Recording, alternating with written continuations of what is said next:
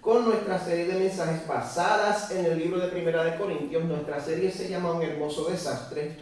Y ese es el nombre de la serie, porque esta serie refleja la condición en la cual estaba la iglesia, a la cual el apóstol Pablo le escribe esta carta. Pablo, como saben muchos de ustedes, era un fundador de iglesias. En el capítulo 18 de Hechos, el Señor lo manda para Corinto, para que funde una iglesia allí.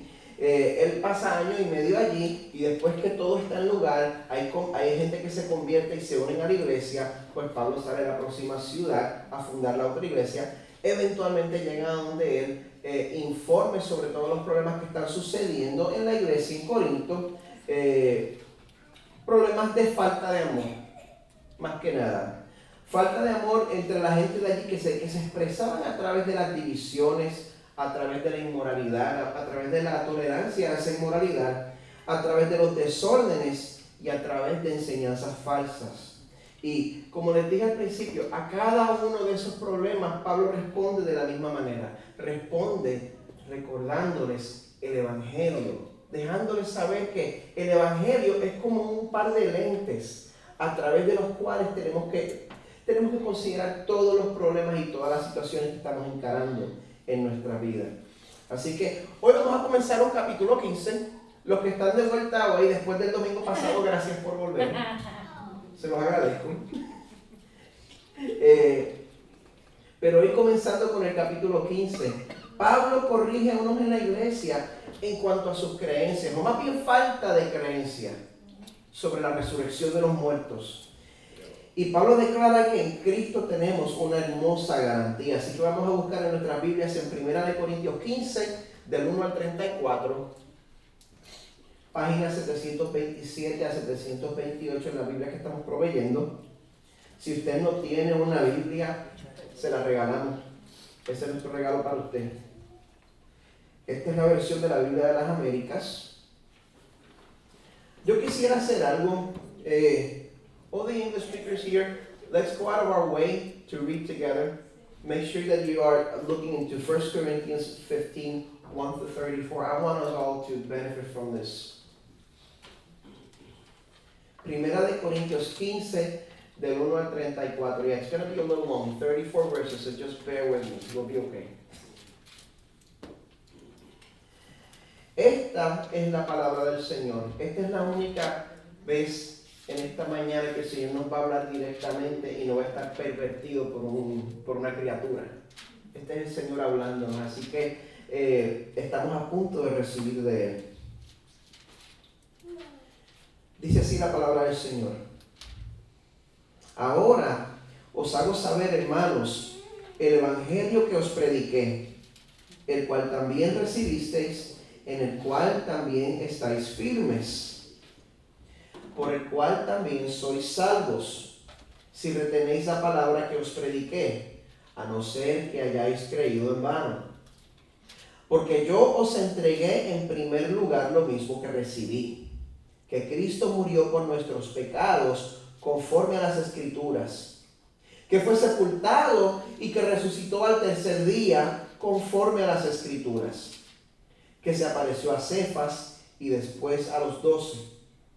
Luego se apareció a más de 500 hermanos a la vez, la mayoría de los cuales viven aún, pero algunos ya duermen.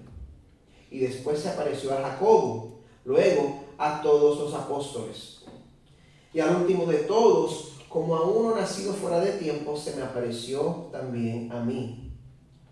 Porque yo soy el más insignificante de los apóstoles, que no soy digno de ser llamado apóstol, pues perseguí a la iglesia de Dios. Pero por la gracia de Dios soy lo que soy, y su gracia para conmigo no resultó vana. Antes bien, he trabajado mucho más que todos ellos, aunque no yo, sino la gracia de Dios en mí.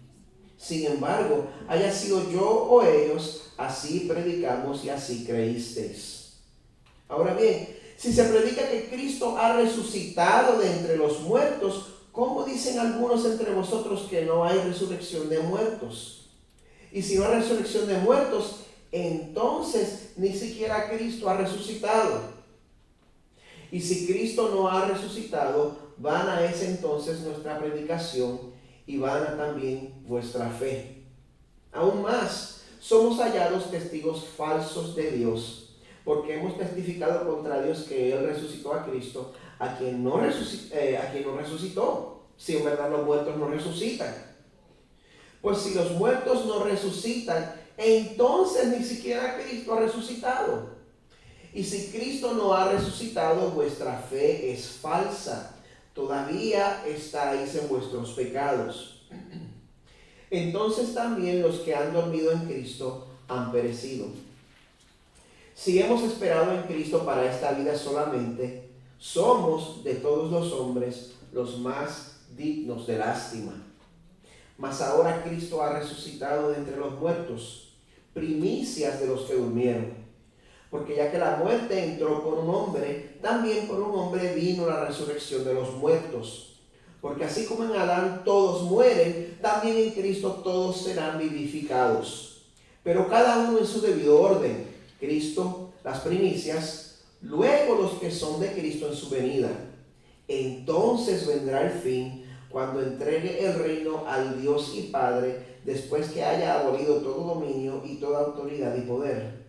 Pues Él debe reinar hasta que haya puesto a todos sus enemigos debajo de sus pies. Y el último enemigo que será abolido es la muerte. Pues Él ha puesto todo en sujeción bajo sus pies. Pero cuando dice que todas las cosas le están sujetas, es evidente que se exceptúa a aquel que ha sometido a Él todas las cosas. Y cuando todo haya sido sometido a Él, entonces también el Hijo mismo se sujetará a aquel que sujetó a Él todas las cosas, para que Dios sea todo en todos. De no ser así, ¿qué harán los que se bautizan por los muertos? Si de ninguna manera los muertos resucitan, ¿por qué entonces se bautizan por ellos? Y también, ¿por qué estamos en peligro a toda hora? Os aseguro, hermanos, por la satisfacción que siento por vosotros en Cristo Jesús nuestro Señor, que cada día estoy en peligro de muerte. Si por motivos humanos luché contra fieras en Éfeso, ¿de qué me aprovecha? Si los muertos no resucitan, comamos y bebamos, que mañana moriremos. No os dejéis engañar. Las malas compañías corrompen las buenas costumbres. Sed sobrios como conviene y dejad de pecar, porque algunos no tienen conocimiento de Dios. Para vergüenza vuestra lo digo.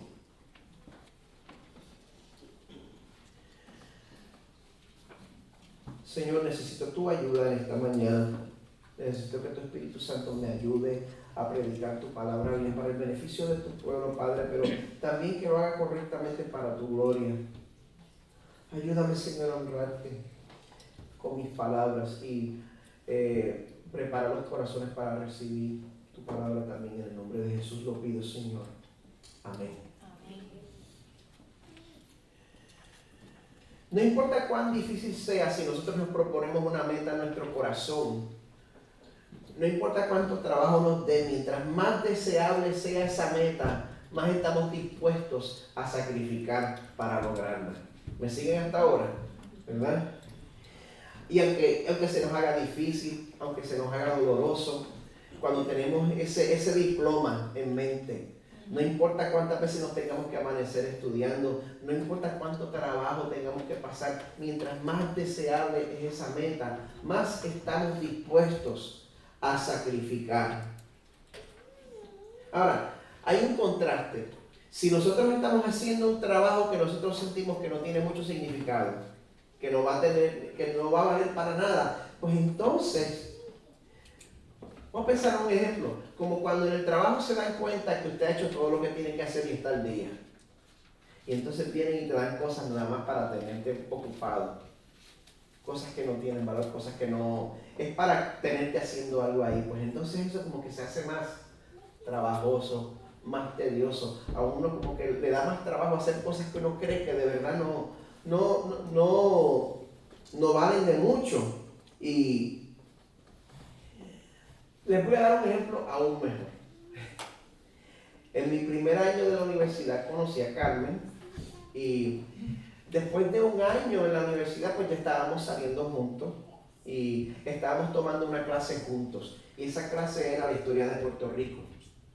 La historia de Puerto Rico, quizás de hecho este cuento antes, pero la historia de Puerto Rico, en mi opinión, yo la encuentro interesante durante el periodo colonial.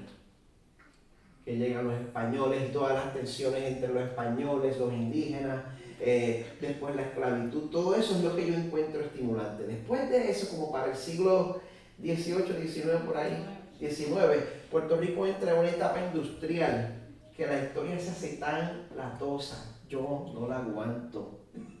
He tratado de prestar atención. A mí, pues sencillamente, pues como del tipo de persona que soy, pues no me interesa. Pues mi esposa y yo, que para entonces éramos novios, pues estábamos tomando esa clase y esa clase yo no la aguantaba. Y la maestra que la daba, la profesora, la daba de ella se proponía darla de la manera menos interesante posible. Y entonces esa clase se volvía, la clase era entre ella y un estudiante que no tenía amigos, que se sabía todo. Y entonces entre ellos discutían todas las implicaciones filosóficas de la historia de Puerto Rico en el periodo industrial. Y yo, ay Señor, que me quiero morir, yo no aguanto esto. También, pues quizá también tiene algo que ver el hecho de que yo era muy indisciplinado para entonces, no me interesaba prestar atención a esas cosas. ¿Qué sucede? Tenemos que tomar nuestro primer examen juntos. Así que somos noviecitos, estudiamos juntos, usamos el mismo material, pasamos el mismo tiempo estudiando. El examen era, no sé si ustedes se acuerdan de esos exámenes de libreta azul, que eran unos exámenes que eran 5 preguntas de ensayo, ni una era selección múltiple, no había manera de que la pegara. O te salías el material o no te lo sabías. Pues tomamos ese examen, pues yo estaba seguro cómo había salido, quizás de menos, quizás sé más, no sé. Bueno, para hacerlo más latinoamericano, pues en Puerto Rico el sistema de calificaciones era de 0 a 100, de 100 a 90 era A, de 90 a 80, de 89 a 80 era B, de 79 a 70 era C, de 69 a 60 era D, deficiente, y de 69 de 59 para abajo era F, muy deficiente. En buen puertorriqueño te colgaste. Y pues entonces nosotros estamos esperando el día en que nos dan los exámenes de vuelta. Estamos ahí en el salón, nos entregan a cada uno la libreta. Yo abro mi libreta y pues eran 2 palabras y una calificación. 38, muy pobre, en tinta roja. En ese momento, Carmen, que está al otro lado, me dice, yo saqué 98, ¿qué tú sacaste? Yo, 88, no. En ese momento, pues a mí me dio un estrés horrible. Yo dije, ¿cómo yo voy a pasar esta clase? Yo no aguanto esta clase. Ya en el primer examen la nota está significativamente afectada. Y yo no sé qué yo voy a hacer con esto. Y aparte yo quería impresionar a mis suegros y así pues no. No, el black hole era tan malo que hasta la nota de ella bajó conmigo. Y mi suegro nunca me va a dejar olvidarlo. Pero bueno, ese es otro tema. Pero un par de meses después mi familia decide que nos vamos a mudar para Estados Unidos. Y entonces, de ahí en adelante me doy cuenta que no voy a necesitar esa clase más, que como voy a terminar mis estudios universitarios en una universidad americana, pues la historia de Puerto Rico no va a ser un requisito. Así que lo primero que yo hice fue salirme corriendo de esa clase. Y de esa misma manera, si usted sabe,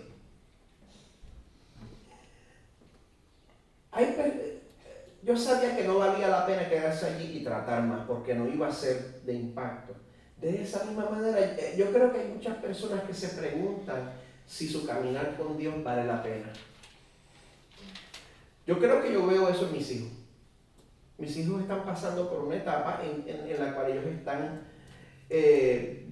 están creciendo, están comenzando a hacerse preguntas y quizás están considerando si la fe de ellos es una fe que están heredando de nosotros o si es su propia fe. Y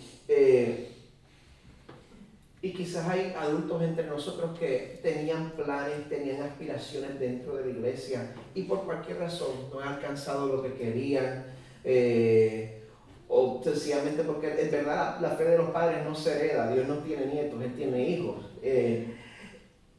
Puede estarse usted haciendo esa pregunta: ¿de qué me sirve la iglesia? Si lo que yo quiero es vivir una vida moral, no necesito la iglesia para eso. ¿Y sabe qué? Eso es verdad. Si usted quiere vivir una vida moral, si usted quiere vivir una vida ética, usted no necesita la iglesia, usted no necesita el cristianismo para eso. Es posible que usted lo haga, por lo menos externamente, sin ninguna ayuda de esto.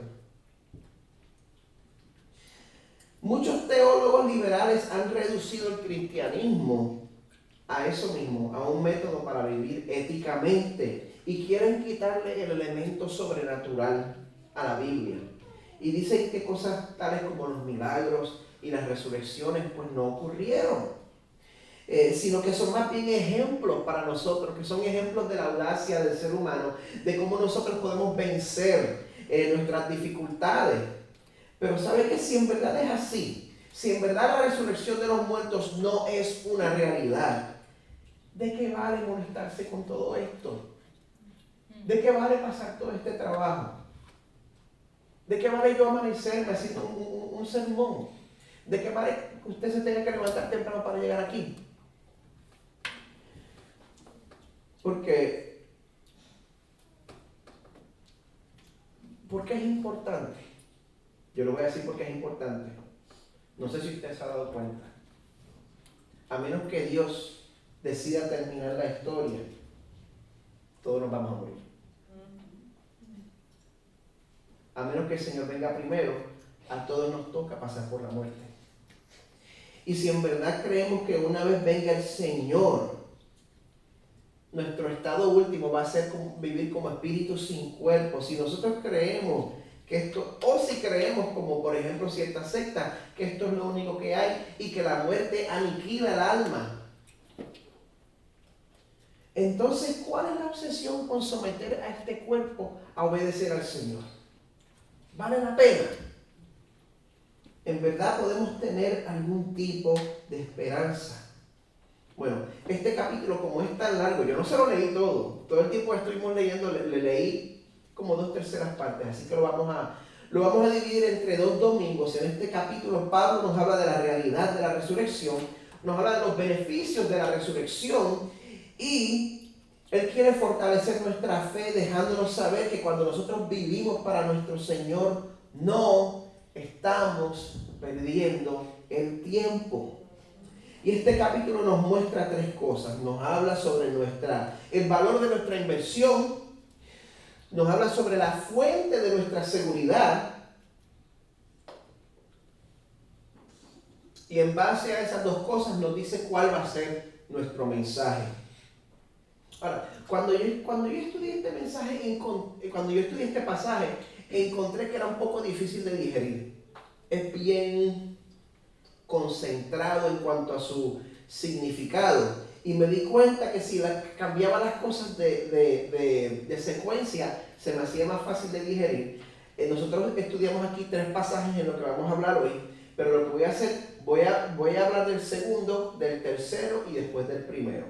Así que vamos a comenzar con nuestra inversión. Vamos a comenzar entonces ahí desde el verso 12 al 19.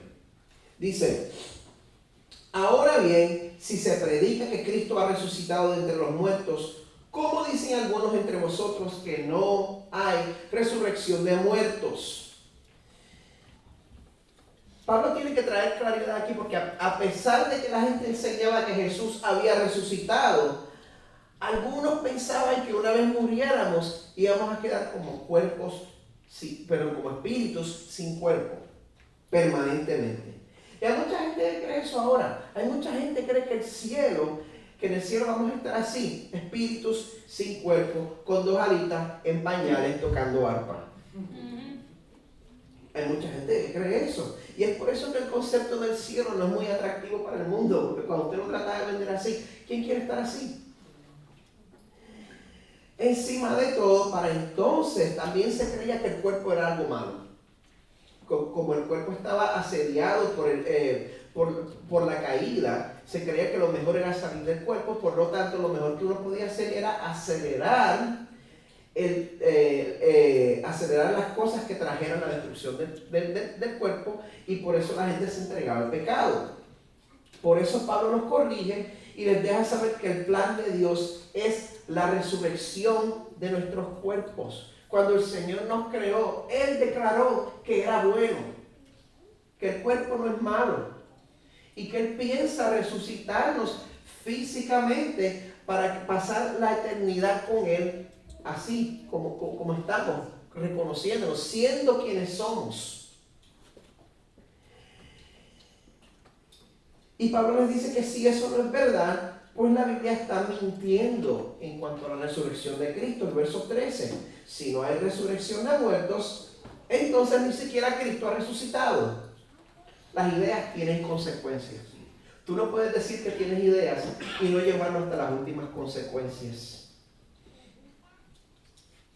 No puedes decir que ciertas personas tienen más categoría o valor que otras y no terminar como Hitler y no terminar como Stalin.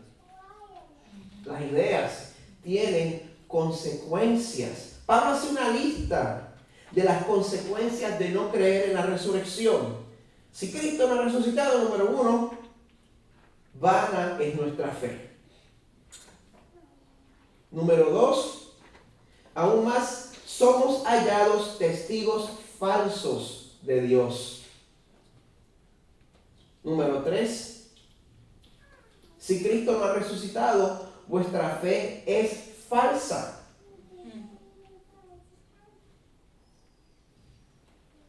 Número 4, todavía estamos en nuestros pecados si Cristo no ha resucitado. Número 5, los que han dormido en Cristo han perecido. No nos vamos a volver a ver. Número 6, somos de todos los hombres los más dignos de lástima.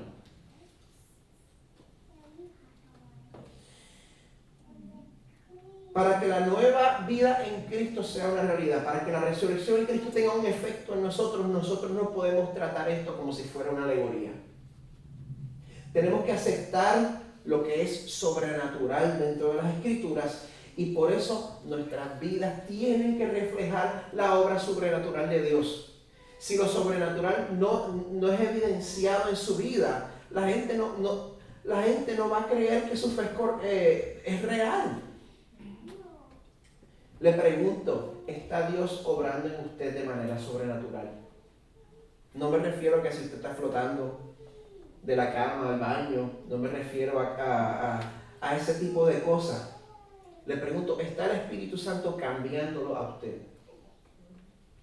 Eso es una obra sobrenatural. Yo sé que yo no puedo cambiar a Carmen. Yo espero que Carmen se haya dado cuenta después de 22 años que para cambiarme a mí está difícil. Pero sabemos que el cambio del corazón del ser humano es una obra que solo el Espíritu Santo puede hacer. Así que está usted sometiendo todas esas áreas imposibles de pecado y de debilidad, de manera que la gente vea lo que ha hecho el Señor en usted y puedan decir, verdaderamente Dios está cambiando a fulano y a fulana. ¿Pueden sus hijos decir eso? Porque yo ciertamente puedo hacer el aguaje aquí. Puedo venir aquí a hacer el amago de santidad. Pero mis hijos saben la verdad. Mis hijos saben cuando yo me enojo con ellos, cuando yo les hago raspado. Y si yo no vengo donde ellos y me arrepiento y les pido perdón, en verdad ellos pueden decir que el Señor está obrando en mí. Nuestros hijos están pendientes a eso, y eso puede ser una de las razones por la cual nuestros hijos pueden estar perdiendo la fe que tenían.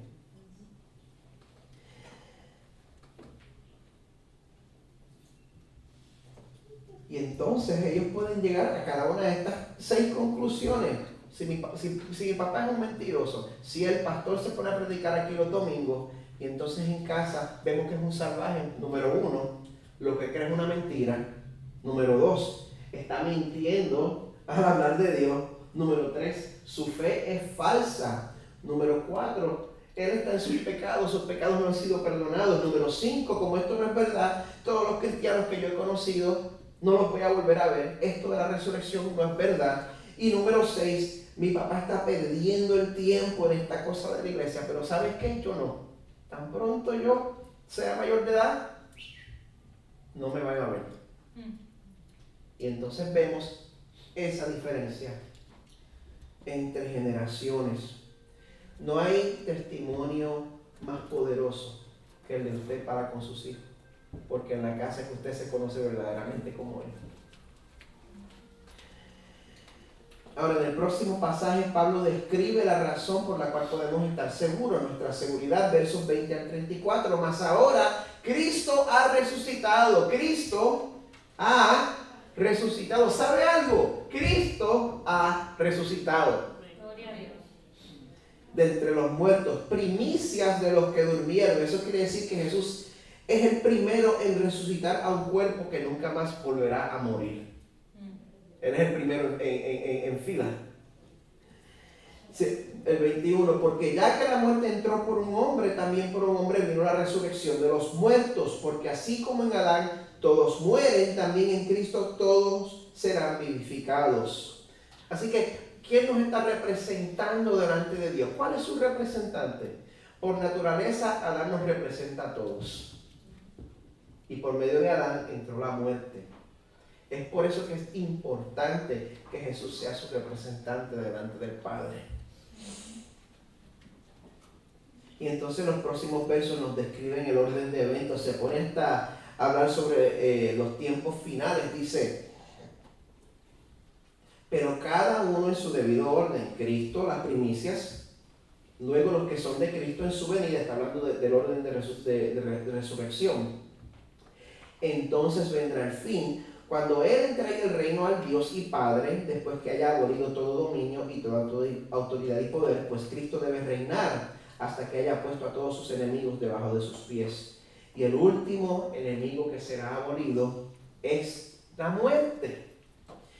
Y después vemos aquí, esto me estuvo especialmente interesante después del mensaje del domingo pasado. Hay una interacción bien interesante entre el Padre y el Hijo, las dos de las 3 personas de la Trinidad. Vemos cómo siendo igualmente Dios, siendo Cristo tan Dios como el Padre, Cristo se somete al Padre. El verso 27, porque Dios ha puesto todo en sujeción bajo sus pies, bajo los pies de Cristo. Pero cuando dice que todas las cosas están sujetas, es evidente que se exceptúa a aquel que ha sometido a Él todas las cosas, el Padre, el Hijo.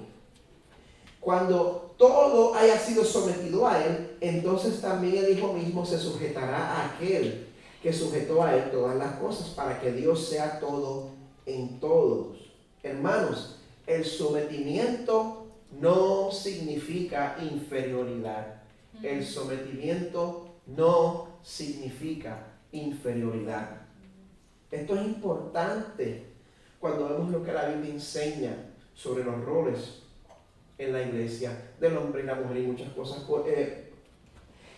y muchas otras cosas. Pero volviendo al tema de la resurrección, hermanos, si esto no es verdad, si la resurrección no es verdad, vámonos ya. Apague y vamos. Y Pablo está de acuerdo. Él dice en el verso 29, de no ser así, ¿qué harán los que se bautizan por los muertos? Si de ninguna manera los muertos resucitan, ¿por qué entonces se bautizan por ellos? Usted estará preguntándose, ¿de qué está hablando ahí? ¿Qué es eso de bautizarse por los muertos?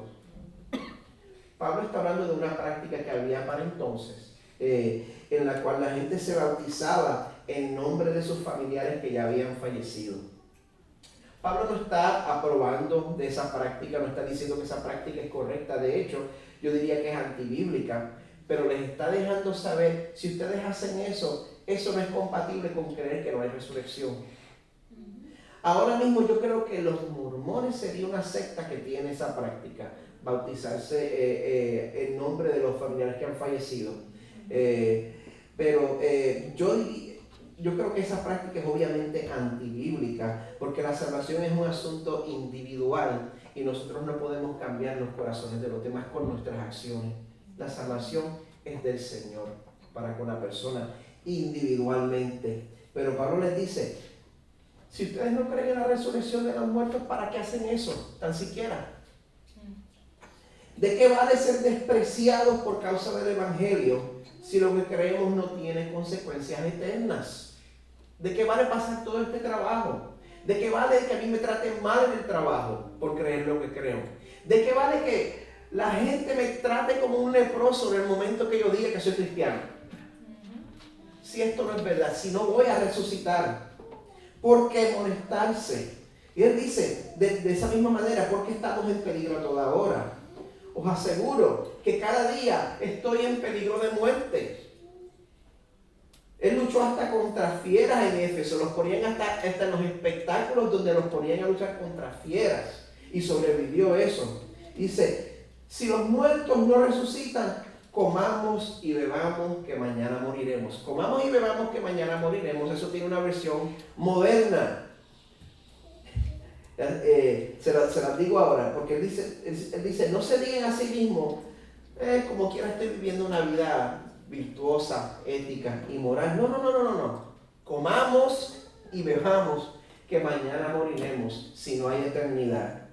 No pierda el tiempo de ese gustazo ahora. No pierda el tiempo. La vida es una. La luz de adelante es la que alumbra. Para que se pierda, mejor que me caiga mal. Pero hermanos, esto no es una fantasía.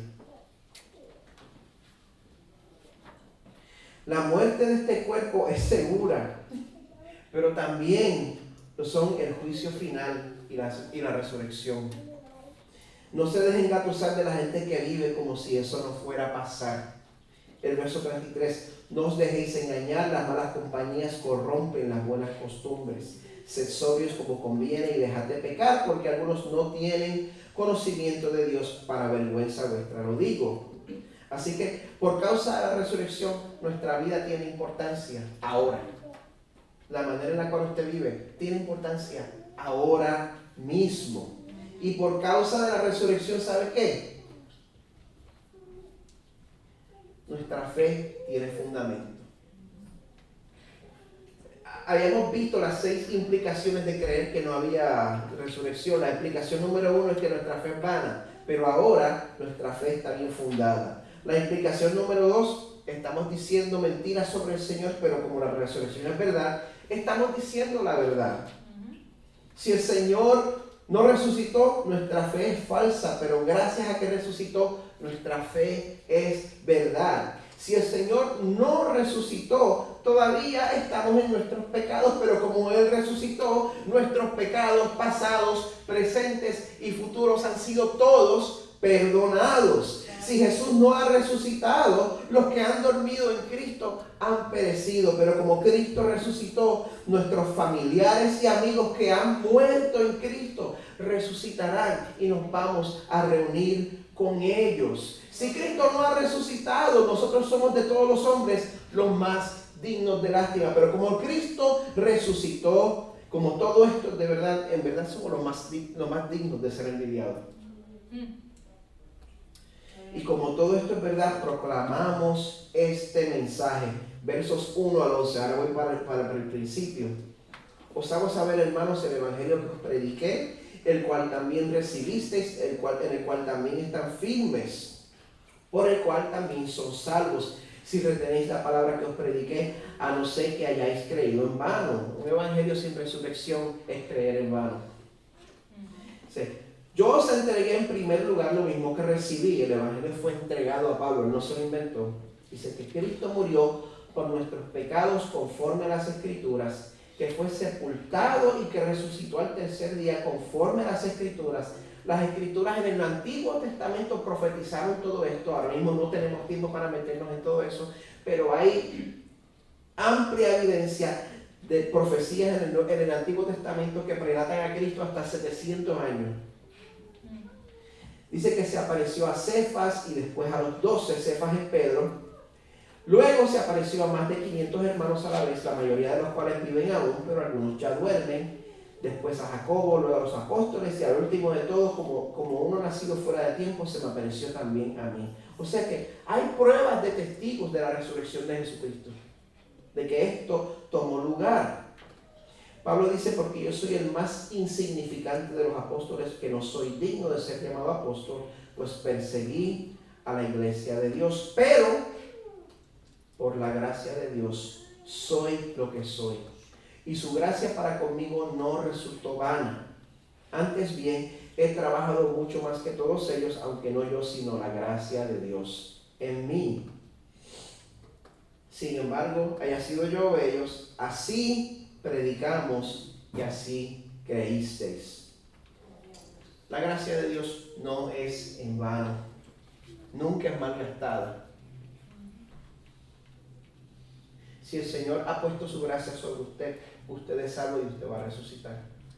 Si usted termina negando al Señor, la gracia del Señor nunca fue derramada sobre usted. La gracia del Señor nunca es malgastada, es eficaz y hace su obra. Y la prueba más contundente de que Jesús satisfizo los requisitos de Dios Padre con su vida y con su muerte es que Dios lo resucitó de los muertos, para que Cristo fuera la primicia de la resurrección.